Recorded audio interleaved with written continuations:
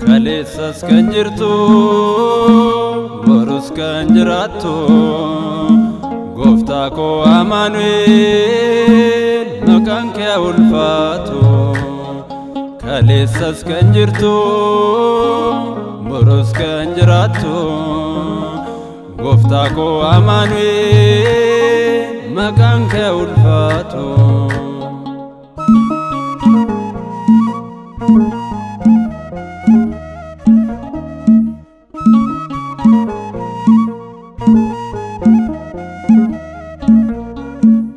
Israa'eliif Museen kaastee Isaaqiif dafqasaa eebbistee Daawitiif icciitiin kan si faarsee Isaayyaas dhufuu kee raggaasee har'a kan nama ta'e sidha kaleessas kan uume waan hunda eeyyin Waaqni Abrahaam sidha. Kaleessas kan jirtu borus kan jiraattu Gooftaa koo Amaanu'eel maqaan kee haa ulfaatu.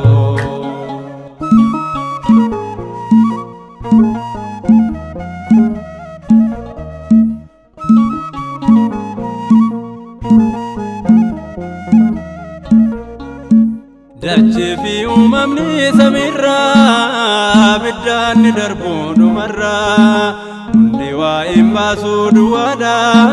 Har'aaf malee baruu ni bada as garuu baraan ni jiraata uumamaa dabarsuuf ni dhufta Amaanu'eel siif galata. Kaleessas kan jirtu borus kan jiraattu Gooftaa koo Amaanu'eel maqaan kee haa ulfaatu.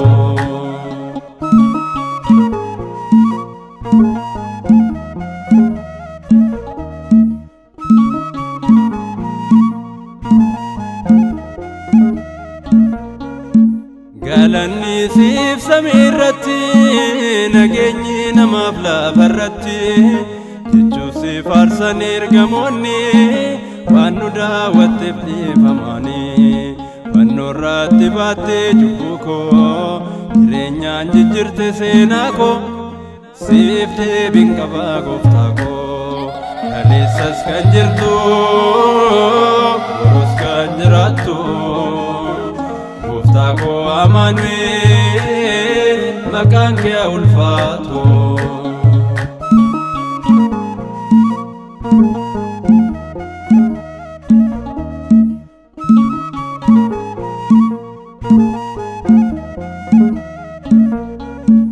Phaawulos abbaan humnaa suni kufeeraa jaalala keetini Niqoodimoos hayyuun Ayihuudii booji'amee barumsa keetii si beekee kan sitti hin amanne si argee kan hin jilbeeffanne hin jiru kan sin hin boqanne.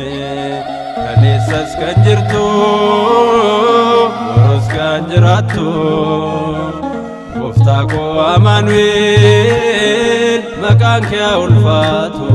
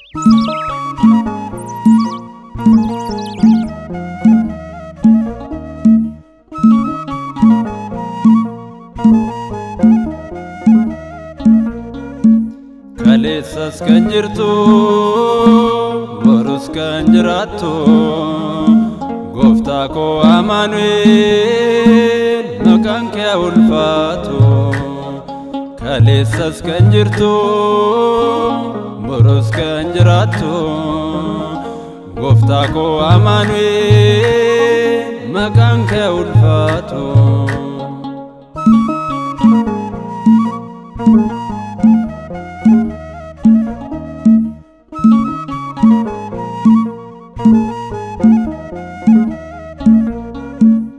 Israa'eliif Museen kaastee Isaaqiif dafqasaa eebbistee Daawitichitiin kan si faarsee Isaayaas dhufu kee raggaasee har'a kan nama ta'e sidha kaleessas kan uume waan hunda eeyyin Waaqni Abrahaam sidha kaleessas kan jirtu boros kan jiraattu gooftaa koo Amaanu'eel maqaan kee ulfaatu.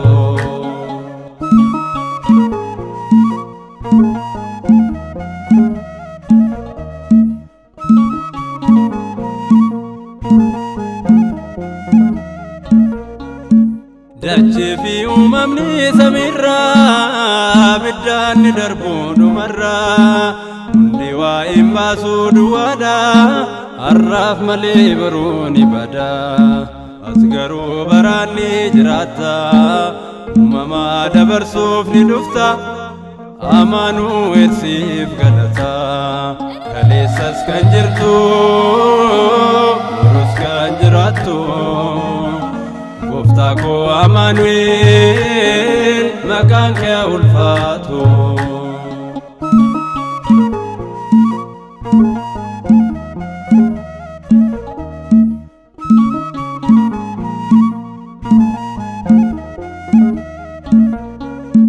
Galanni siif samiirratti nageenyi namaaf lafarratti jechuun si faarsan ergamoonni waan nu daawwatteef dhiifamanii fannoo irratti baattee cubbuu koo jireenyaan jijjiirte seenaa koo siif deebiin qaba gooftaa koo kaleessas kan jirtu.